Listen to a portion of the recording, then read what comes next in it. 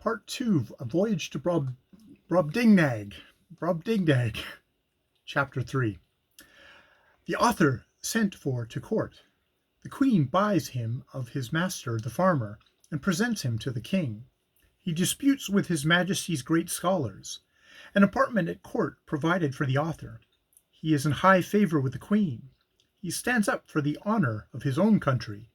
His quarrels with the queen's dwarf. The frequent labours I underwent every day made, in a few weeks, a very considerable change in my health. The more my master got by me, the more insatiable he grew. I had quite lost my stomach, and was almost reduced to a skeleton. The farmer observed it, and concluding I must soon die, resolved to make as good a hand of me as he could. While he was thus reasoning and resolving with himself, a sardral, or gentleman usher, came from court, commanding my master to carry me immediately thither for the diversion of the queen and her ladies. Some of the latter had already been to see me, and reported strange things of my beauty, behaviour, and good sense. Her majesty and those who attended her were beyond measure delighted with my demeanour. I fell on my knees and begged the honour of kissing her imperial foot, but this gracious princess held out her little finger towards me after I was set on the table, which I embraced in both my arms, and put the tip of it, with the utmost respect, to my lips. She made me some general question about my country and my travels, which I answered as distinctly and as in as few words as I could. She asked, whither could I be content to live at court? I bowed down to the board of the table, and humbly answered, that I was my master's slave, but if I were at my own disposal, I should be proud to devote my life to her majesty's service. She then asked my master whether he was willing to sell me at a good price. He, who apprehended I could not live a month, was ready enough to part with me, and demanded 1,000 pieces of gold, which were ordered him on the spot, each piece being about the bigness of 800 moidores, but allowing for the proportion of all things between that country and Europe, and the high price of gold among them, was hardly so great a sum as 1,000 guineas would be in England. I then said to the queen, since I was now her majesty's most humble creature and vassal, I must beg the favour that Gllvr, who always tended me with so much care and kindness, and understood to do it so well, might be admitted into her service, and continue to be my nurse and instructor. Her majesty agreed to my petition, and easily got the farmer's consent, who was glad enough to have his daughter preferred at court, and the poor girl herself was not able to hide her joy. My late master withdrew, bidding me farewell, and saying he had left me in good service, to which I replied not a word, only making him a slight bow. The queen observed my coldness, and when the farmer was gone out of the apartment, asked me the reason. I made bold to tell her majesty that I owed no other obligation to my late master than his not dashing out the brains of a poor harmless creature found by chance in its fields, which obligation was amply recompensated by the gain he had made in showing me through half the kingdom, and the price he had now sold me for. That the life I had led was laborious enough to kill an animal of 10 times my strength, that my health was as much impaired by the continual drudgery of entertaining the rabble every hour of the day, and that, if my master had not thought my life in danger, her majesty would not have gotten so cheap a bargain. But as I was out of all fear of being ill-treated under the protection of so great and good an empress, the ornament of nature, the darling of the world, the delight of her subjects, the phoenix of creation, so I hoped my late master's apprehensions would appear to be groundless, for I already found my spirits revive by the influence of her most august presence. This was the sum of my speech, delivered with great improprieties and hesitations. The latter part was altogether framed in the style peculiar to that people, whereof I learned some phrases from Gllvr, which she was carrying while she was carrying me to court. The queen, giving great allowance for my defectiveness in speaking, was, however, surprised at so much wit and good sense in so diminutive an animal. She took me in her own hand, and carried me to the king, who was then retired to his cabinet. His Majesty, a prince of much gravity and austere countenance, not well observing my shape at first view, asked the Queen after a cold manner, how long is it since she grew fond of the splachnock?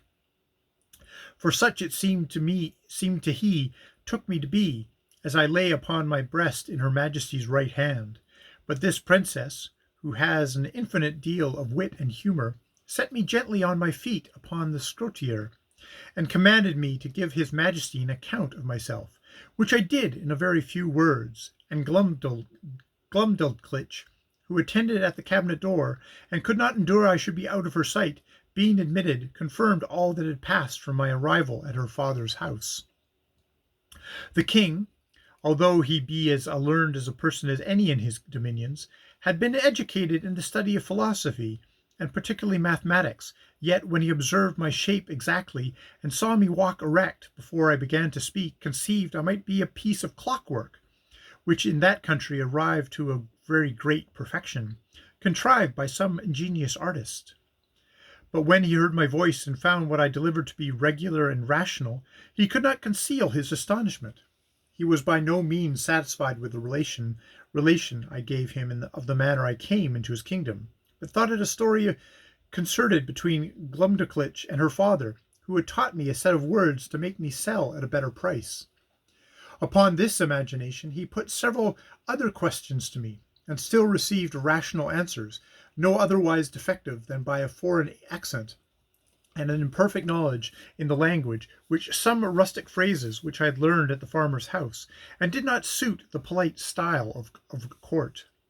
His Majesty sent for 3 great scholars, who were then in their weekly waiting, according to the custom of that country. These gentlemen, after they had a while examined my shape, and with much nicety, were of different opinions concerning me. They all agreed that I could not be produced according to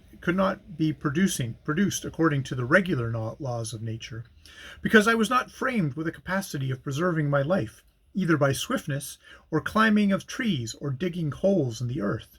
They observed by my teeth, which they viewed with great exactness, that I was a carnivorous animal, yet most quadrupeds being an overmatch for me, and field mice, and with some others too nimble, they could not imagine how I should be able to support myself, unless I fed upon snails and other insects, which they offered by many learned arguments to convince that I could not possibly do.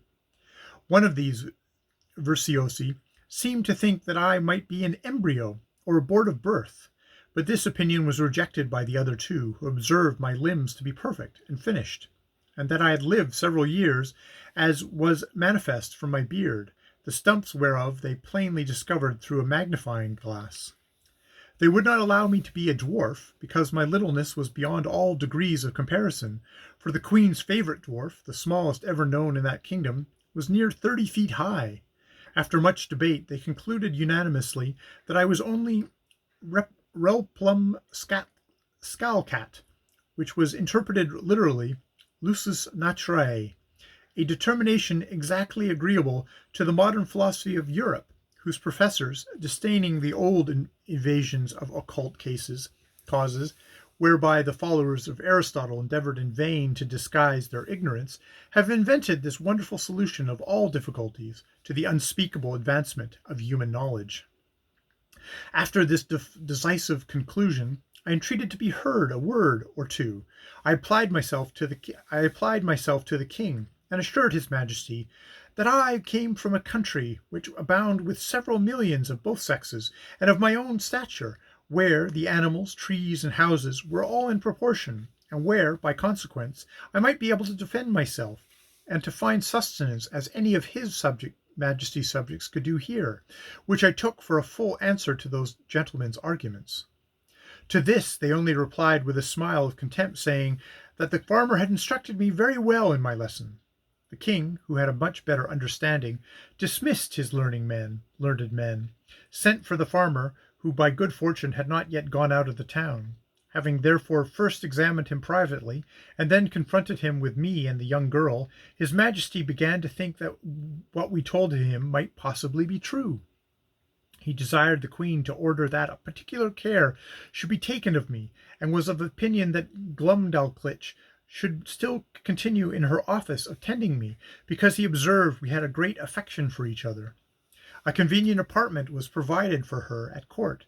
She had a sort of governess appointed to take care of her education, a maid to dress her, and 2 other servants for menial offices. But the care of me was wholly appropriated to herself. The queen commanded her own cabinet maker to contrive a box that might serve me for a bedchamber, after the model that Glumdalclitch and I should agree upon. This man was a most ingenious artist, and according to my directions, in 3 weeks finished for me a wooden chamber of 6 feet square and 12 high, with sash windows, a door, and 2 closets, like a London bedchamber. The board that made the ceiling was to be lifted up and down by 2 hinges, to put in a bed ready furnished by Her Majesty's upholsterer, which Glumdalclitch took out every day to air, made it with her own hands, and letting it down at night, locked up the roof over me. A nice workman, who was famous for his little curiosities, undertook to make me 2 chairs with backs and frames, of a substance not unlike ivory, and 2 tables with a cabinet to put my things in. The room was quilted on all sides, as well as the floor and the ceiling, to prevent any accident from the carelessness of those who carried me, and to break the force of a jolt when I went into the coach. I desired a lock for my door, to prevent rats and mice from coming in. The smith, after several attempts, made the smallest that ever was seen among them, for I have known a larger at the gate of the gentleman's house in England. I made a shift to keep the key in a pocket of my own, fearing Glumdalclitch might lose it. The queen likewise ordered the thinnest silks that could be gotten to make me clothes, not much thicker than an English blanket, very cumbersome, till I was accustomed to them. They were after the fashion of the kingdom, partly resembling the Persian, and partly the Chinese, and are of a very grave and decent habit. The queen became so fond of my company that she could not dine without me. I had a table placed upon the same at which Her Majesty ate, just at her left elbow, and a chair to sit on. Glumdalclitch stood on a stool on the floor near my table to assist and take care of me. I had an entire set of silver dishes and plates, and other necessaries, which, in proportion to those of the queen, were not much bigger than what I have seen in a London toy shop for the furniture of a baby house. These my little nurse kept in her pocket in a silver box, and gave me at meals as I wanted them, always cleaning them herself. No person dined with the queen but the 2 princesses royal, the eldest 16 years old, and the youngest at the time 13 and a month. Her Majesty used to put a bit of meat upon one of my dishes, out of which I carved for myself, and her diversion was to see me eat in miniature, for the queen, who indeed had but a weak stomach, took up at one mouthful as much as a dozen English farmers could eat at a meal, which to me was for some time a very nauseous sight. She would crunch the wing of a lark, bones and all, between her teeth, though they were 9 times as large as that of a full-grown turkey, and put a bit of bread into her mouth as big as 2 12-penny loaves. She drank out of a golden cup, above a hogshead at a draught. Her knives were twice as long as side, set straight upon the handle. The spoons, forks, and other instruments were all in the same proportion. I remember when Glumdalclitch carried me out of curiosity to see some of the tables at court, where 10 or a dozen of those enormous knives and forks were lifted up together. I thought I had never till then beheld so terrible a sight. It is the custom that every Wednesday, which, as I have observed, is their Sabbath, the king and queen, with a royal issue of both sexes, dine together in the apartment of His Majesty, to whom I was now become a great favourite. And at these times my little chair and table were placed at his left hand, before one of the salt cellars. This prince took a pleasure in conversing with me, inquiring into the manners, religions, laws, government, and learning of Europe, wherein I gave him the best account I was able. His apprehension was so clear, and his judgment so exact, that he made very wise reflections and observations upon all I had said. But I confess that, After I had been a little too copious in talking of my own beloved country, of our trade and wars by sea and land, and of our schisms in religion and parties in the state, the prejudices of his education prevailed so far that he could not forbear taking me up in his right hand and stroking me gently with the other. After a hearty fit of laughing, asked me whether I was a Whig or a Tory. And then, turning to his first minister, who waited behind him with a white staff near as tall as the mainmast of the royal sovereign, he observed, how contemptible a thing was human grandeur, which could be mimicked by such diminutive insects as I. And yet, says he, I dare engage these creatures have their titles and distinctions of honor. They contrive little nests and burrows sorry. Right there. Place. Sorry. Place. Sorry. Heavy tail squashing time. We'll continue. He's okay.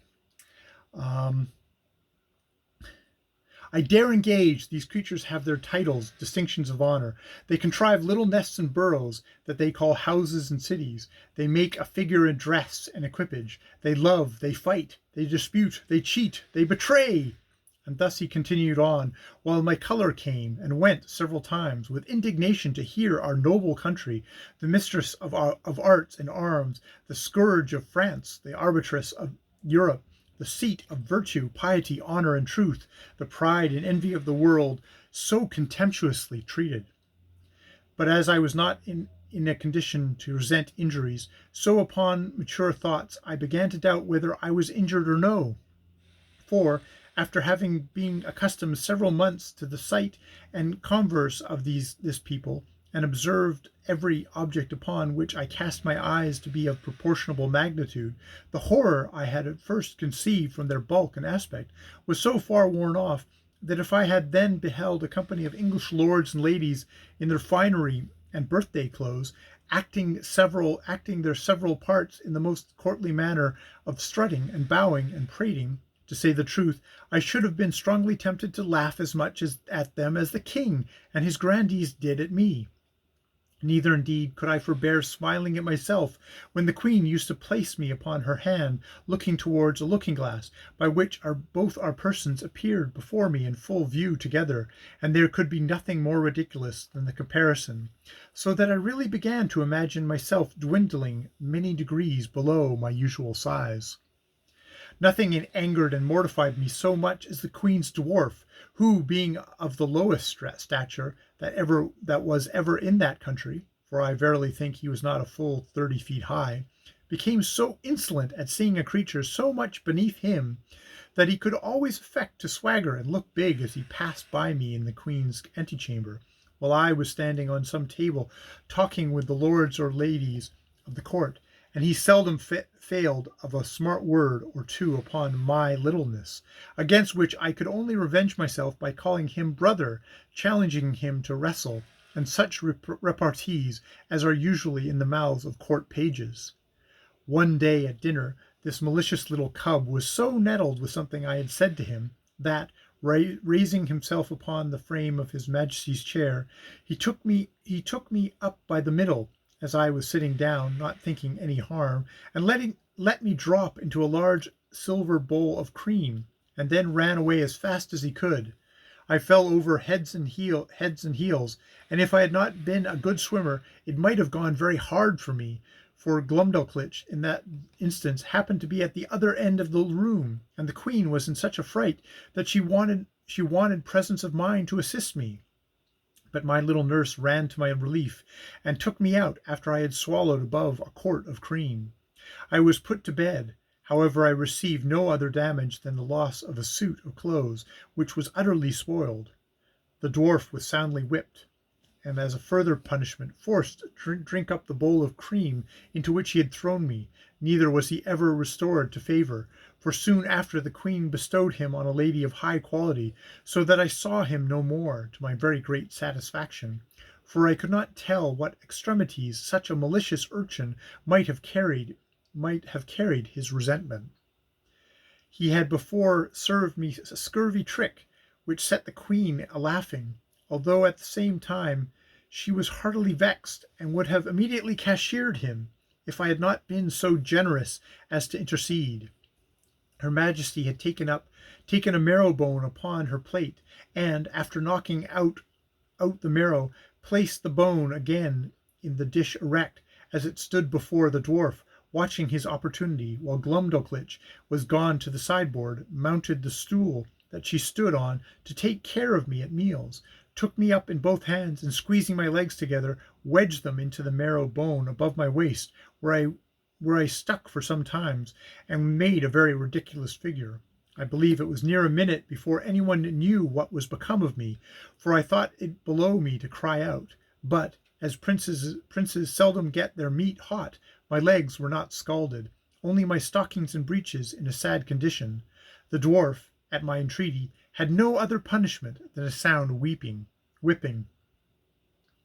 I was frequently rallied by the queen upon account of my fearfulness, and she used to ask me whether the people of my country were great cowards as myself. The occasion was this: the kingdom is much pestered with flies in summer, and these odious insects, each of them as big as a Dunstable lark, hardly gave me any rest while I sat at dinner, with a continual humming and buzzing about mine ears. They would sometimes alight upon my victuals, and leave their loathsome excrement or spawn behind, which to me was very visible, though not to the natives of that country, whose large optics were not so acute as mine in viewing smaller objects. Sometimes they would fix upon my nose or forehead, where they stung me to the quick, smelling very offensively. I could easily trace that viscous matter which, our naturalist tells us, enables those creatures to walk with their feet upwards upon a ceiling. I had much ado to defend myself against these detestable animals, and could not forbear starting when they came on my face. It was the common practice of the dwarf to catch a number of these insects in his hand, as schoolboys do amongst us, and let them out suddenly under my nose, on purpose to frighten me and divert the queen.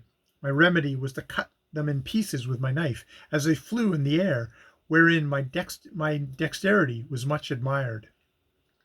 I remember one morning when Glumdalclitch had set me in a box upon a window, as she usually did in fair days, to give me air, for I durst not venture to let the box be hung on a nail out of the window, as we do with cages in England. After I had lifted up one of my sashes and sat down at my table to eat a piece of sweet cake for my breakfast, above 20 wasps, lured by the smells, came flying into the room, humming louder than the drones of many bagpipes. Some of them seized my cake and carried it piecemeal away. Others flew about my head and face, confounding me with the noise, and putting me in the utmost terror of their stings. However, I had the courage to rise and draw my hanger and attack them in the air.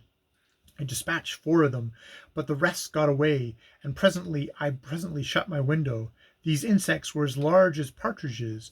I took out their stings, found them an inch and a half long, and as sharp as needles. I carefully preserved them all, and having since shown them with some other curiosities in several parts of Europe upon my return to England, I gave 3 of them to Gresham College, and kept the 4th for myself.